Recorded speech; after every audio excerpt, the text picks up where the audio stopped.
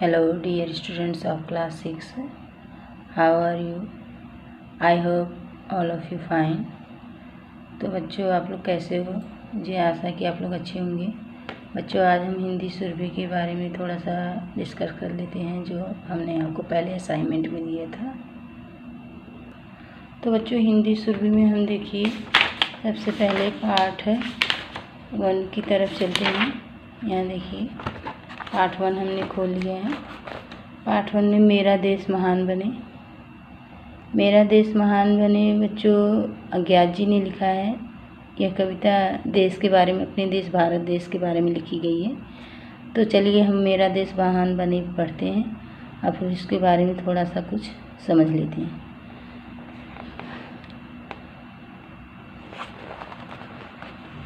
एक ध्येय हो, एक श्रेय हो, एक समान विधान बने, मेरा देश महान बने।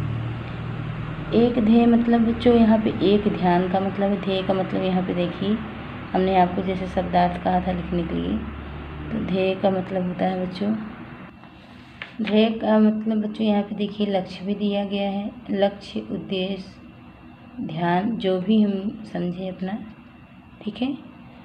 तो हम एक ध्येय हो, एक श्रेय हो, एक समान विधान बने। हमारे इस लाइन का मतलब होता है बच्चों कि हमारा एक ही लक्ष्य हो और एक ही श्रेष्ठ भावना हो और एक ही विधान। विधान मीन्स संविधान भी होता है यहाँ पे, या विधान मीन्स विधि भी होता है बच्चों, कि जिसके द्वारा हम एकता को बरकरार रख सकते हैं।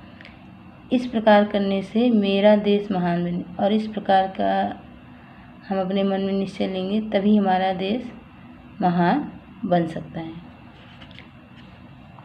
नेक्स्ट पैराग्राफ देखिए बच्चों, एक देश हो, एक वेश हो, प्राणवान हो, शुद्ध देश हो। एक ही देश हो, जैसे कि हमारे 28 राज्य हैं, 29 पहले 29 थे अब 28 हो गए। एक वेश हो, जैसे कि पहनावे में देखिए धोती कुर्ता रखा गया है, हमारे कहीं कहीं पे पैंट शर्ट भी रखे गए हैं, पैजामे कुर्ते। तो कभी यहाँ कहना चाहता है कि लोगों का पहनावा भी एक ही हो। प्राणवान हो, जो हमारे अंदर की आत्मा है वो तेज हो एकदम बच्चों, जिसमें देशभक्ति की भावना उमड़ उमड़ के आती हो, ऐसा प्राणवान हमें बनना है। शुद्ध देश हो, और देश में लोग शुद्ध चीज़ों का इस्तेमाल करें, खाने पीने वाली जैसे विदेशी चीज़ों पर ज़्यादा ध्यान न दें। एक ध्यान हो निज गुरता का। निज मीन्स बच्चों यहाँ पे देखिए, निज मीन्स होता है अपना, और गुरता मीन्स यहाँ पे होता है, देखिए मैंने लिखा हुआ है, निज मीन्स अपना और गुरता मीन्स महानता। तो निज गुरता मीन्स होता है कि अपनी एक महानता हो अंदर से, कि नहीं हमारा देश आज़ाद होना ही चाहिए। एक हिमालय से उठान हो, जिस प्रकार हिमालय पर्वत सीधा अपनी ऊंचाइयों को छूता है, उसी प्रकार से हमारा उद्देश्य भी सीधा ये होना चाहिए कि हमें बस आज़ादी की तरफ बढ़ना है। तो हमें सब कुछ शुद्ध रूप से इस्तेमाल करना होगा। मरण एक हो, वरण एक हो। मरण एक हो, वरण एक हो, जीवन एक समान बने, मेरा देश महान बने। मरण एक हो, वरण एक हो का कहने का मतलब है बच्चों कि हम एक साथ जिएं, एक साथ मरें, और जीवन एक समान, जो हमारे रहने की शैली है, जीवन शैली है, वो एक तरह की होनी चाहिए, तभी हमारा देश महान बन सकता है। और ये सब हम जब निश्चय रूप से आजमाने लगेंगे तो पक्का ही हमारा देश महान बन जाएगा। तो इस पूरे पैराग्राफ में कभी नहीं कहा है बच्चों कि हमें एक साथ होके, एकजुट होके, एकता को कायम रखते हुए आज़ादी के लिए आवाज़ उठानी चाहिए। मेरा देश महान बने मतलब हमारा देश स्वतंत्र तो हो और आज़ाद हो। अब हम आ जाते हैं बच्चों नेक्स्ट पेज। सिंहों से लड़ने वाले हूँ, अवसर पर अड़ने वाले हों। सिंगों से मतलब बच्चों के सिंग जैसे हम जानते हैं शेर, सिंह, चीता जो होते हैं वो किसी से भी डरते नहीं हैं। तो हमारे अंदर जो लड़ने की भावना हो एक सिंह की जैसी होनी चाहिए। अवसर पर अड़ने वाले हों। जब हमें कहीं पे भी आदेश मिलता है कभी कभी तो हमें ऐसा न लगे कि हमें वहाँ नहीं जाना चाहिए, आज़ादी के लिए हमें क्या ज़रूरत है। अवसर पर अड़ने वाले हों। जहाँ पे हमें दुश्मनों पर वार करना हो वहाँ पे हम डटकर खड़े हों। हंसते हंसते मौत मसलकर आसमान पर चढ़ने वाले हों। कवि ने यहाँ पर उन सेनानियों के लिए कहा है जो कि मौत की बिना परवाह किए हुए बॉर्डर पे अपनी जान की बलि चढ़ा देते हैं, शहीद हो जाते हैं। ऐसा हर भारतवासी को बनने के लिए कहा है। वज्र बने दुश्मन को, प्रिय को फूलों की मुस्कान बने, मेरा देश महान बने। वज्र का बच्चों यहाँ पे देखिए मैंने लिखा है कठोर, सख्त। दुश्मनों के लिए हमें कठोर बनना होगा एवं प्रियजनों के लिए जो हमारे नात रिश्तेदार हैं, दोस्त हैं, उनके लिए हमें एकदम नम्र भाव से उनके सामने रहना होगा। मेरा देश महान बने, मेरा देश महान बने कविता की संपुटी रखी गई है बार बार, इसलिए कवि ने यहाँ पे बार बार दोहराया है ताकि लोगों के अंदर देश को जागृत करने की भावना बनी रहे, देश को आज़ादी दिलाने की भावना बनी रहे। उठे देश के लिए उठे हम, जिए देश के लिए जिए हम। कहते हैं अब चलो हम उठते हैं और देश की आज़ादी के लिए उठकर हम तैयार होते हैं। जिए देश के लिए जिए हम, और अपने देश के ही लिए जिए हम, सिर्फ देश के लिए। गले देश के लिए गले हम, गले मीन्स यहाँ बच्चों यहाँ गलना हुआ कि हम अपने देश की आज़ादी के लिए तत्पर होकर एकदम उनकी आज़ादी पाने के लिए हम गल जाएं, सोच सोच के कहते हैं। गले मीन्स गला नहीं होगा यहाँ पे, गले मीन्स होगा गलना।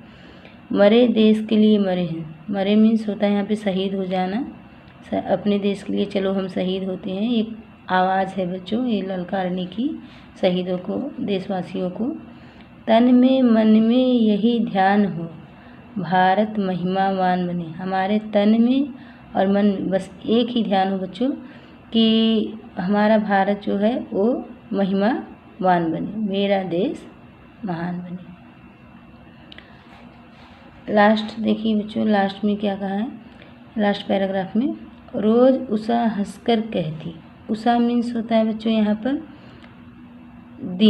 दिन को उषा कहा गया है। जो सुबह की उषा होती है, जब सूर्य भगवान निकलते हैं तो उसको हम उषा कहते हैं। देखिए यहाँ पे रोज़ उषा हंसकर कहती, रोज़ निशा हंसकर कहती।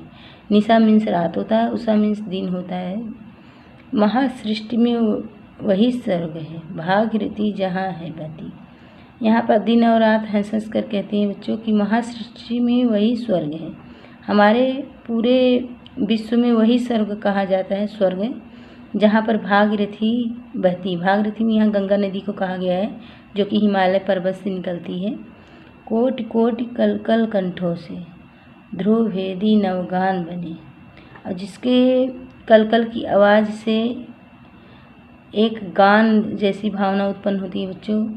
नदी की पानी जब लहर लगातार बहती रहती है, हम कभी भी नदी के किनारे बैठ के देखते हैं तो हमें ऐसा लगता है कि जैसे नदियों की लहरों से कोई संगीत की आवाज़ उठ रही हो। तो यहाँ पर कभी भी नदी के किनारे बैठकर हो सकता है कविता लिख रहा और उनके संगीत का भी वहाँ वर्णन किया गया है कि कल कल जो है ध्रुव भेदी नवगान बने, मेरा देश महान बने। नदी जब लहर उसकी उठती है बच्चों तो उसमें एक कल कल की ध्वनि उठती है। जो कल कल की ध्वनि है वो कभी भी किसी का गुलाम न बने, मेरा देश महान बने। तो इस प्रकार बच्चों अज्ञात जी जो थे यहाँ पे देखिए, हम देख लेते हैं यहाँ पे कि अज्ञात जी कविता की जो कविता होती थी वो देश प्रेम से ओतप्रोत होती थी। वो देशभक्ति की भावना रखते थे बच्चों, और देश के प्रति ही अपनी कविता लिखते थे। और उन्होंने राष्ट्रीय एकता की भावना को रखने के लिए यह कविता लिखी है ताकि लोगों में राष्ट्रीय एकता बनी रहे। और अपने देश को महान बनाने के लिए किन किन चीज़ों की आवश्यकता है मनुष्य को, ये बताया है। अब हम आ जाते हैं बच्चों, आपको जैसा कि असाइनमेंट में मैंने बताया था कि आप कठिन शब्दों के अर्थ जानिए। कठिन शब्द जो है आपको अपनी अभ्यास पुस्तिका यानी कि कॉपी पे लिखना था। तो इसको लिखने के साथ साथ बच्चों आपको पढ़ना भी होगा। हो सकता है कि असाइनमेंट जब आपका टेस्ट हो तो उसमें हम आपको दे भी दें, क्योंकि कठिन शब्द बहुत ज़रूरी होते हैं कविता के। ध्येय मीन्स लक्ष्य, निज मीन्स अपना, वजन मीन्स कठोर शब्द। ये बच्चों अर्थ जानना इसका बहुत ज़रूरी होता है, इसलिए कठिन शब्दों को आप हमेशा पढ़ते जाइए। अब बच्चों हमने जो असाइनमेंट दिया था आपको 4 अप्रैल को जो असाइनमेंट दिया था उसमें जो हमने कार्य दिया था वो आपको हम थोड़ा सा बता देते हैं। मैंने सबसे पहला कार्य दिया था आपको, कठिन शब्दों के अर्थ अपनी पुस्तिका में लिखिए। दूसरा कार्य था लिखे गए कठिन उच्चारण को शुद्ध रूप में पढ़िए। तो कठिन उच्चारण बच्चों यहाँ पे देखिए है किताब में आपके, ये देखिए श्रुति लेख या उच्चारण, इसको हम कठिन उच्चारण कहते हैं। जैसे कि देखिए इसको हम बोलते हैं श्रेय, शुद्ध, मुस्कान, ध्येय, विधान, गुरुता, प्राणवान, महिमावान। इसी प्रकार से आपको भी पढ़ना है बच्चों, घर पे इसको पढ़ के बार बार समझिए। कोई अगर प्रॉब्लम हो तो आप पूछ सकते हैं बाद में। अब आ जाते हैं मौखिक प्रश्न की तरफ बच्चों। थोड़ा सा मौखिक प्रश्न हमने यहाँ पे देखिए कराया हुआ है आपको। कभी किसे महान बनाना चाहता है, तो कभी अपने देश को महान बनाना चाहता है। जैसे मैंने पहले बताया, अज्ञात जी जो थे वो अपने देश के लिए ही कविता लिखते थे। दूसरा प्रश्न, कभी देश के लिए जीने मरने की बात क्यों कर रहा है, कभी देश को आज़ाद करने के लिए जीने मरने की बात कर रहा है। कवि के अनुसार स्वर्ग कहाँ है, कवि के अनुसार स्वर्ग हमारे भारतवर्ष में, क्योंकि भागीरथी यहीं बहती है भारतवर्ष में, तो इसलिए भारतवर्ष में ही कवि के अनुसार स्वर्ग है। जीवन एक समान कैसे बन सकता है, जब सभी देशवासी एक साथ मिलकर आज़ादी के लिए तैयार हों तभी हमारा जीवन एक समान हो सकता है। ठीक है बच्चों। प्रश्न नंबर अंग, हम दुश्मन के लिए वृक्ष कैसे बन सकते हैं। यदि हमारे देशवासियों में एकता एवं लड़ने की ताकत हो तो हम दुश्मन के लिए वृक्ष बन सकते हैं।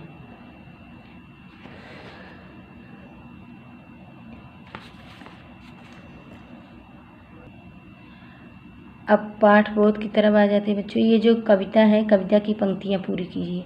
ये आपको स्वयं करना है, मैंने रिटेन असाइनमेंट में दिया हुआ है कि कविता की पंक्तियाँ स्वयं पूरी कीजिए।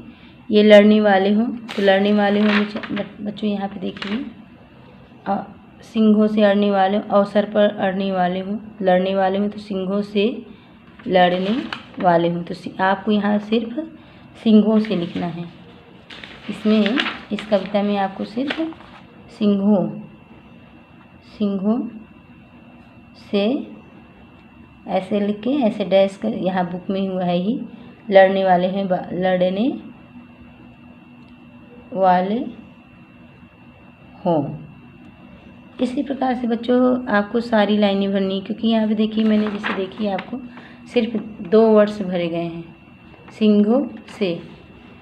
इसी प्रकार से देखिए यहाँ पे अवसर पर अड़ने वाले हैं। अब आपको यहाँ पे सिर्फ लिखना होगा, अवसर लिखा हुआ है अवसर पर, तो अब यहाँ पे आपको लिखना होगा अड़ने वाले हो, अवसर पर अड़ने वाले।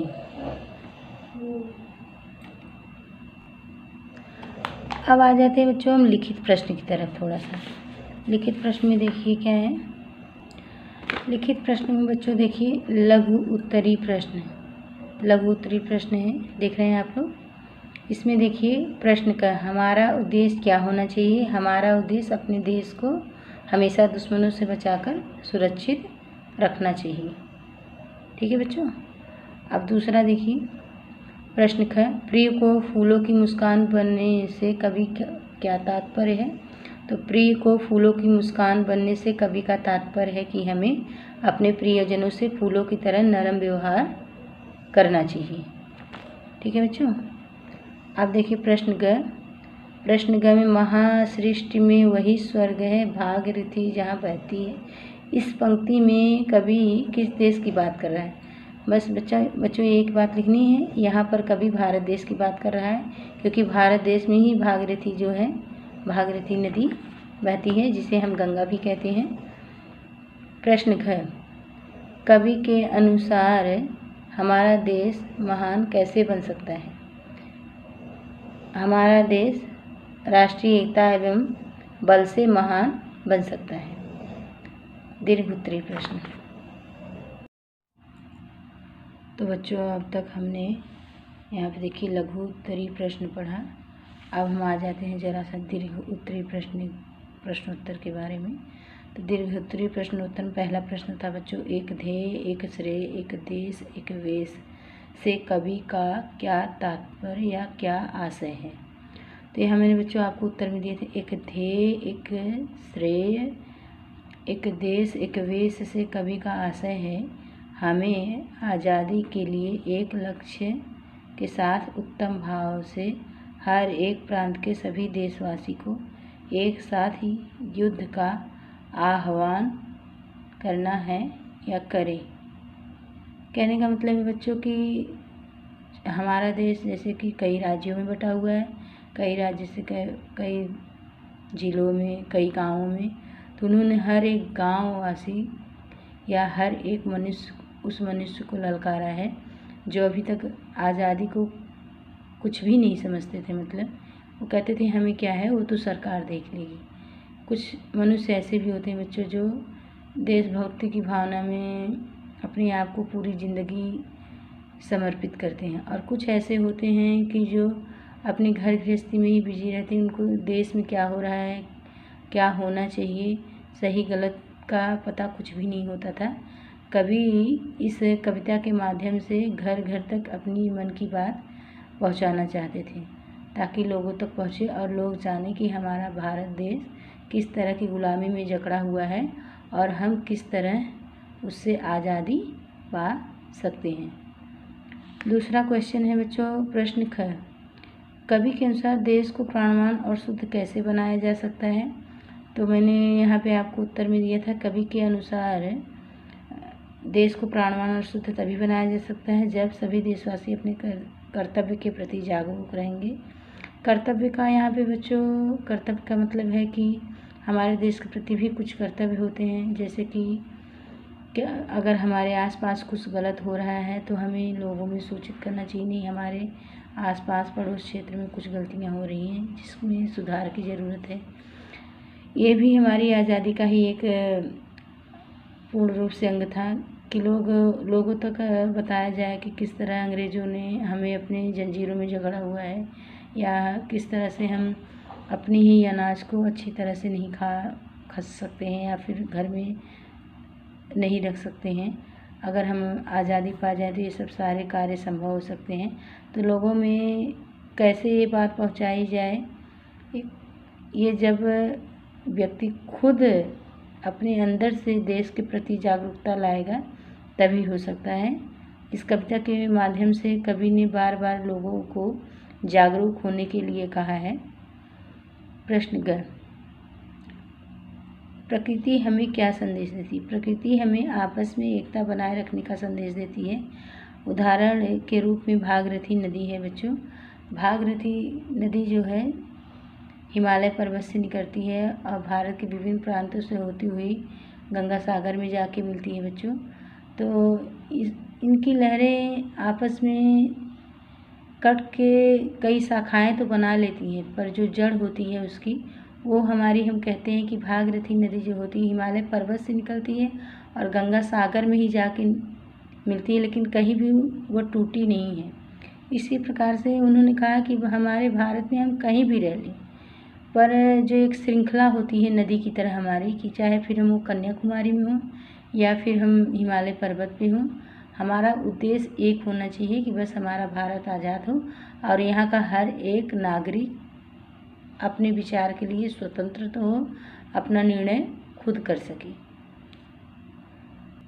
तो बच्चों इस प्रकार से हमने अभी तक कविता मेरा देश महान के कुछ प्रश्न उत्तर को जो कि रिटन असाइनमेंट में हमने दिया था, AB असाइनमेंट के जरिए आपको समझाया।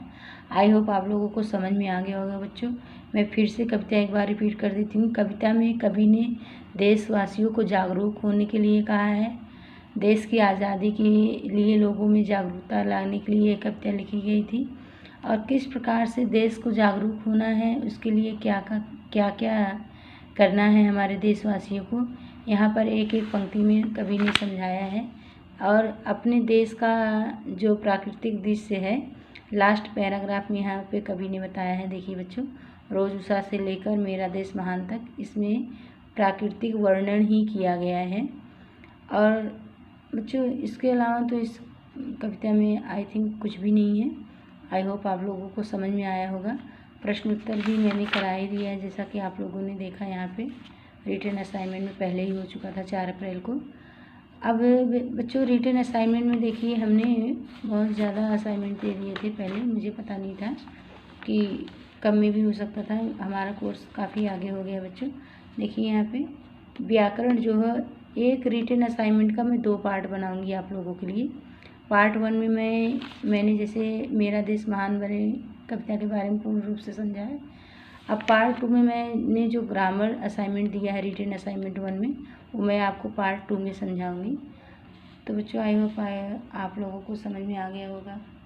थैंक यू बच्चों, and have a nice day.